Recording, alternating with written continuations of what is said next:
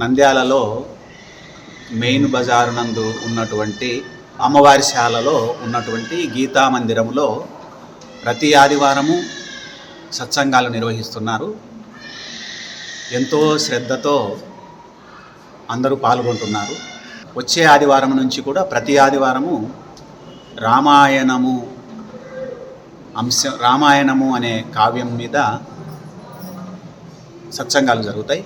ప్రధానంగా రామాయణంలోని సుందరమైనటువంటి సుందరకాండను మొదలుగా తీసుకొని సుందరకాండలో ఉన్నటువంటి హనుమంతుడి యొక్క గుణగణాలు, ఆయన యొక్క శక్తి, సామర్థ్యం, బలం, పరాక్రమము, భక్తి, వీటన్నిటినీ మనము అర్థం చేసుకోగలిగి మన జీవితానికి అవి అన్వయించుకోగలిగితే కనుక మన జీవితం ఎంతో బాగుపడుతుంది.